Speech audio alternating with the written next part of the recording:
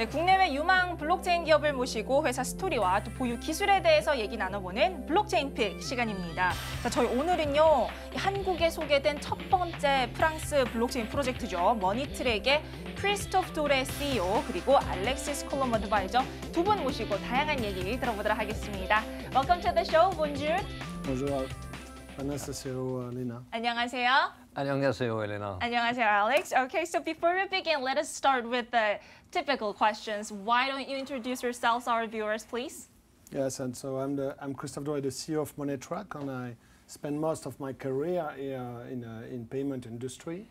And I co-found MoneyTrack with Dore Collomb, which is one of the biggest fintech VC in France. Okay, Alex? And thank you very much for having us, Elena. I'm Alexis Colomb, professor of finance with the Conservatoire National des Arts et Métiers. It's a leading university in France, and a senior advisor to MoneyTrack. And essentially, I have a double background in computer science on the one hand, and economics and finance on the other. I see, so you're a professor of finance, because I studied finance back in college. Ah. I didn't really like it, but anyways. So I know this is not your first visit in Korea, because your first Asia Roadshow was held in Seoul back in June, right? So, so was there a reason that you choose Korea as your first country to go over? Yeah, we started a roadshow early May in Hong Kong, and then in June in Korea. Okay. And we had a meetup here on meetings with VC on a crypto fund there. Oh. That was very interesting. We chose Korea because it's a mature and very expert country for cryptocurrency. So that's why we try to interest people in our project, and that was very great. All right, let's get down to the project talk now. Yeah. So, well, I know that MoneyTrack is defined as the blockchain platform for directed money, which I'm not really familiar with. So my question is, what exactly is directed money? What kind of project MoneyTrack is? Yeah, sure. Directed money is money where you direct to a merchant. And we think that, we believe that directing money will play a key role in the economy. First, because as a marketing tool, you direct the flow to merchants. Okay. And second, because as the financial tool, you control the money. Right. And more important, because you direct and you control the money, then you simplify process and you fight against fraud and wastage. And so this is what about MoneyTrack is. And we launched this blockchain because you know, we've got partners on LPs from the VC in France, the French VC, and when we discussed with them, they said the problem they faced are that they cannot control small amounts in consumer credit or insurance compensation. Okay. And if you look at about it, in this industry, you've got a lot of lack of trust. Then, for example, here in Korea, when you've got your individual insurance for health insurance, you have to pay first your doctor, and then you send the receipt to your insurer. Yep. And if you think about it, it's people-based, it's inefficient, like costly, you know. And there are always, in directing money programs, there are always three parts involved. The first one is the financer would finance, you know, the program and hold the relationship with the merchant or and the beneficiary. And then you've got the beneficiary who got the money and have to spend it, and then you've got the merchant who accept the money as and deliver the services. Right. And what we do with the blockchain is to reinstill trust between this part, and they all involved in the solution as a stakeholder. You know.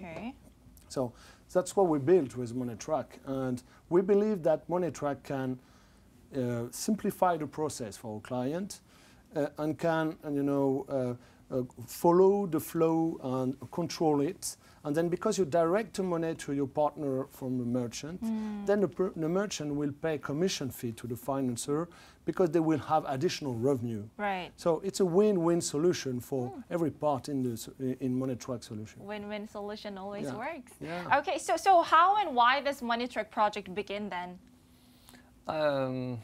Well, I mean, I guess, Chris, if you want to give some background on that, but One thing I could add, Sure. you know, I forgot to mention that I'm a scientific co-director actually of a blockchain perspectives research initiative. Oh. And when we first talked with Christophe a while ago, I got, you know, quite excited actually at the prospect of directed money Right. and, you know, using blockchain for carrying directed money applications. So I think, you know, it's very interesting on various grounds. One of the things, I mean, maybe Christophe, if you want to get into the specifics of the MoneyTrack history afterwards, but you know, one of the things that really motivated me was, you know, in terms of applications against inefficiencies in Right. payment processes, against fraud, for improving consumer credit. Maybe we can come back to that later on, but you know, fighting against corruption as well on a global scale. As you know, just to give figures, I think there's an IMF estimate that you know, evaluates corruption-related fraud about 2% of GDP. You know, 1.5 to 2 trillion dollar estimate. I mean, these are, you know, obviously complex figures to really get a good grasp upon. But you know, just to give you an idea of the scale of application of Right. directed money if a solution like MoneyTrack, you know, comes in to better control and fight against, you know, corruption and inefficiencies in payment processes. So. I see. It kind of helps me to like what exactly MoneyTrack is. So now that go back to the question. So how and why does MoneyTrack begin? If you want to add more, Chris. Yeah, what we do is we had a discussion with the French insurance and the French banks, and they asked us to deliver a new solution to help them to face it to fraud. Fraud is up to 10% of the insurance policy, so it costs a lot for customer and for the bank. And then so we because we're working closely with the French formal research, what we do is to find solution in cryptography and mathematics to digitize the money and to move the offline business to an online business. Right. And this is the first purpose. And the second one is to reinstill trust between the different parts. So that was, you know, the history of MoneyTrack, and that's why we launched, you know, the company. And we launched it, and I co-founded the company with a French VC. We already funded with 2.6 million euro in equity. And because that was impressive for, as the solution is has a wide application, you know. Indeed. What we do is to apply for support from the French government, and the French government grant us with 1.3 million euro for R&D for the next 3 years. So that was the beginning of MoneyTrack, and now we're on track, you know. You guys are on track? Yeah. I see. So what are the platforms to compose MoneyTrack right now? So what are their roles, the platforms? Yeah, the platform is, so we've got two stages. The first one is to build a blockchain. So we build it on Tezos, and probably Alexi will add some words on that. So we build the blockchain on Tezos blockchain. And then we've got a core. We transformed, you know, the different application of directed money in smart contract on Tezos. So we've got the first one is the chain, and then you've got the core, and then you've got the apps and the application. It's API centric, and then as a companies are as a startup or entrepreneurs, you can launch your own application of directing money on MoneyTrack and use this technology to make your own business here. Perhaps you can add some words on Tezos, on technology. So I think, you know, what I find particularly interesting with the MoneyTrack project is, I mean, there's a couple of things, but one of them is really, I think, the quality of the team, of the scientific team, and you know, all the developers. I think, you know, there's a couple of people involved in the MoneyTrack project, such as, you know, like French researchers, such as Fabrice Lefescant, Vincent Danos, and others who are like very good computer scientists or developers, and just, you know, very good scientists, I think, overall. So the choice of Tezos is, I think, was made on different grounds. But one of them is the formal verification capability that Tezos enables, with the fact that with the language, you know, that uses things such as the OCaml language, programming language, for instance, and variations, as I understand it. But, you know, it allows so formal verification and static verification of smart contracts, for instance. So, you know, it's very important because you obviously want to make sure, if you're going to deploy payment processes on blockchain, that they're safe and secure. So, you know, as you know, with smart contracts, there's been sometimes a few blips along the history of blockchain, with, you know, the most famous being probably what happened with the DAO on Ethereum in 2016, you know, which hopefully was fixed, you know, I think very well. But you know, so obviously the security aspects are very important. So that's one thing. Another thing which is obviously very important if you're going to carry out, you know, directed money applications over a blockchain is zero knowledge capabilities, just to make sure that you know, you certify. I mean, you're able to guarantee platform users and system users that whatever they do is going to, you know, remain confidential, at least on demand, and, you know, and private. And maybe we can come back to that. But as you may or may not know, there's been a new regulation in Europe called the General Data Protection Regulation, which makes privacy issues very important. And it came into effect. I mean, it's a regulation actually.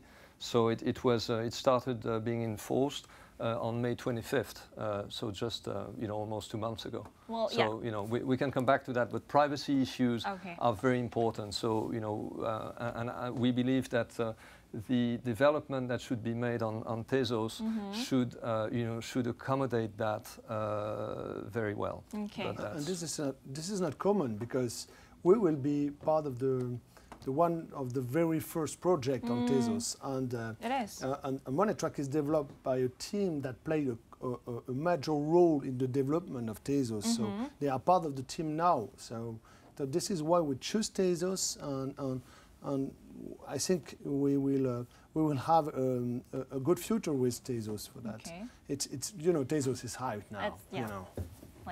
Okay, so we'll come back to the private issues later, but now I want to ask the technical implementation method of MoneyTrack. Like, how does it exactly work? Like, how can I actually use, like, such as, you know, like real users? This is very simple. In fact, you in MoneyTrack, when you are a financer, so you are a bank or an insurer, and you want to give an insurance compensation to a beneficiary, then you will buy to MoneyTrack a token.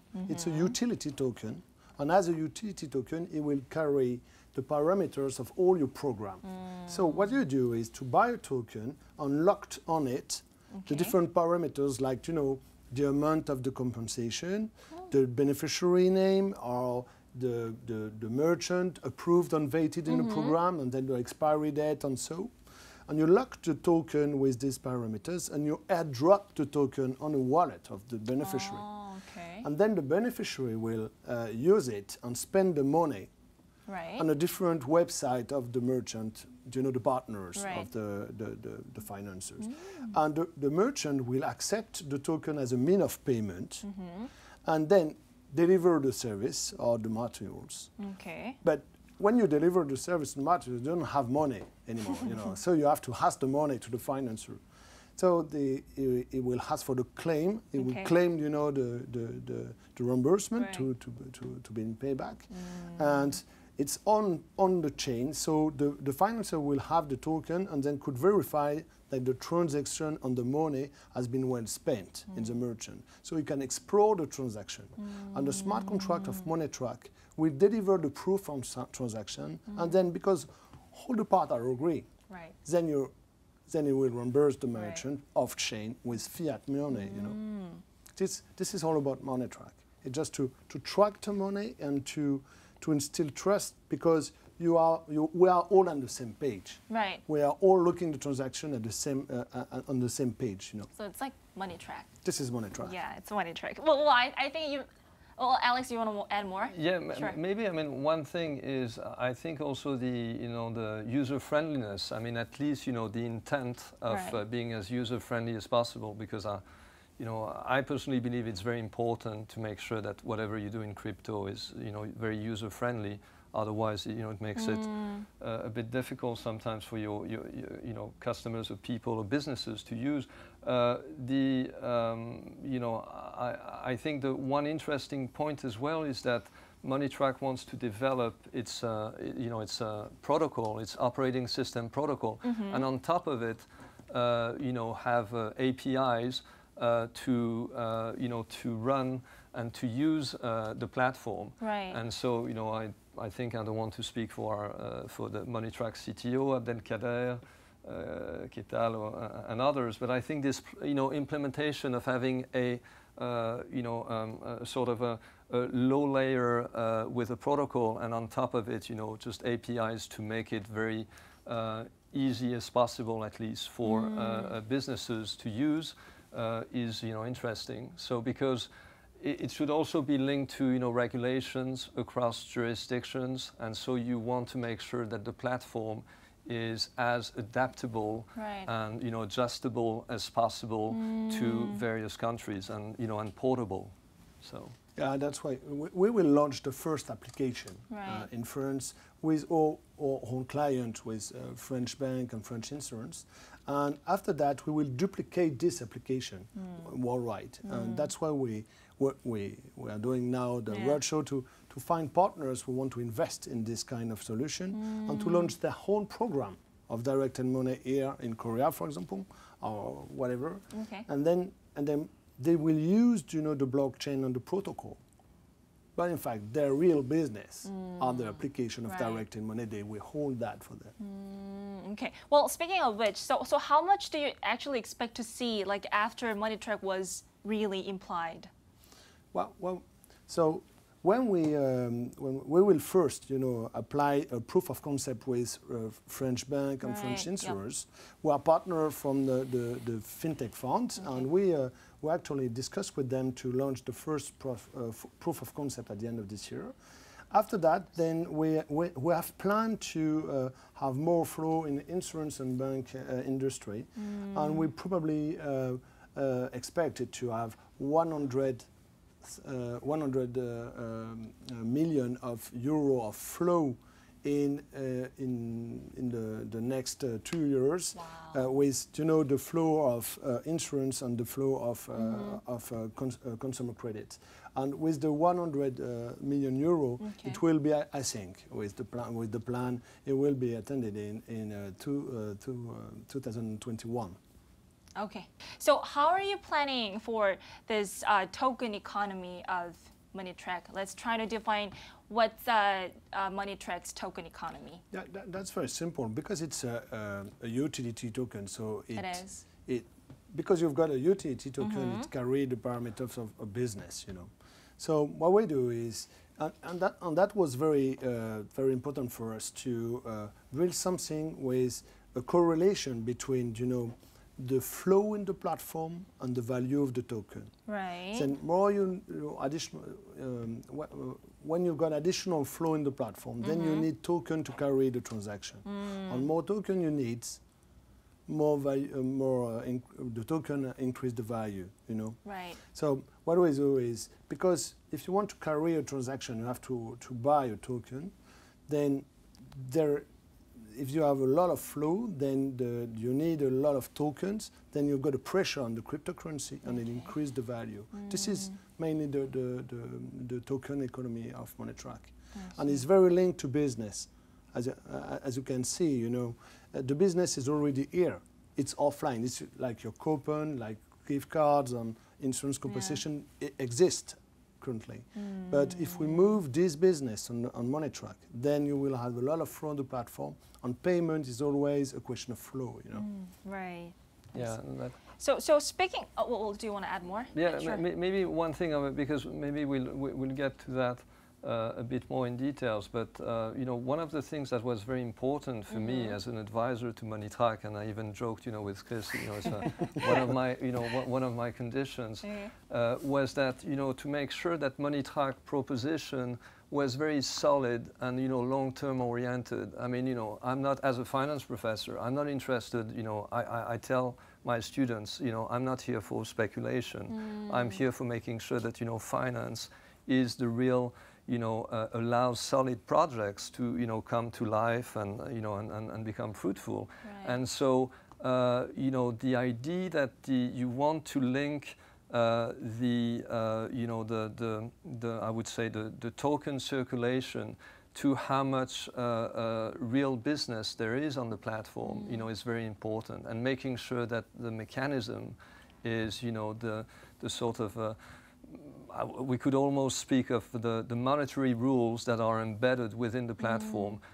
you know, make sure that these two things, you know, I would say token value and real business value remain aligned. And I think it's a general challenge, I think, for many applications that I see, is just to make sure that incentivize people to always, you know, look for the solid long term, you know, that's personally, I'm biased towards, you know, like solid industrial applications and not just, you know, short term. And that was important because, you know, as I told you, we are backed with a famous VC, and we are granted by the French government, and we are working closely with the formal public research, so we cannot build something with speculation. Right. We need something with real business and something well thinking. I see. Oh, well, okay. Well, speaking of which, I have a question. So what would be the revenue model of it? The revenue model is you've got two revenue. The first one is the cost of the transaction when you buy the token, you know. And so the cost of the transaction is a percentage of the amount carried by the token. So let's take an example. If you want to carry, for example, $1,000 US, then you will have to pay 1%. You pay $10 for that. If the token value is $5 US, then you have to give us 2 tokens. If it's 10, then you get 1 token. This is the first model, and the second revenue is the commission fee you have from the merchant. Right. Because you direct the flow to the merchant will pay you some commission fee. And you could ask me that, okay, but if the merchant don't want to pay the commission fee, this is an issue. So we had discussion with retailers, with merchants, and all agree to pay that. Why? Because currently they pay 8 to 15% of the flow in marketing or in digital marketing campaign to attract new customers on the website and to make them spend their money on the website. And if you compare the 3 to 5% commission fee from MoneyTrack to the 8 to 15% of marketing campaign, then in marketing campaign you will not have 100% of customer will buy in your website. But with MoneyTrack, 100% will buy. It's not just click, it's click and buy because you have no choice. Click and buy, because you use the token you can use only in this website. So there's two sort of revenue. The first one is the transaction fee, and the second one is the commission fee. Okay, I see. Well, Alex, do you want to add more?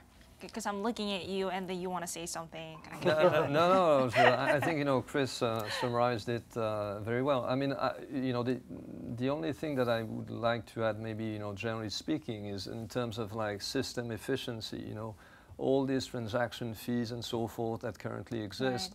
You know, I find it interesting to see how, I mean, mechanically, you know, going forward, they should probably, you know, just go down. And so I think just from a pure efficiency standpoint, I think, you know, it's interesting to look at a solution such as MoneyTrack, and you know, it's not the only one out there that one can think of, but you know, I find it very interesting. And obviously, one thing, you know, I mean, one important aspect is that right now, if we look at what's happening, for instance, in France, Okay.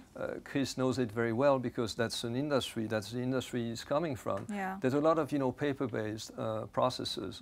So the first step, as Chris mentioned, is to make sure to dematerialize this, to digitize this. Right. But the second step is to use a blockchain to add, trust and verifiability, and traceability into the system, using zero-knowledge techniques to make sure that confidentiality and privacy are dealt with.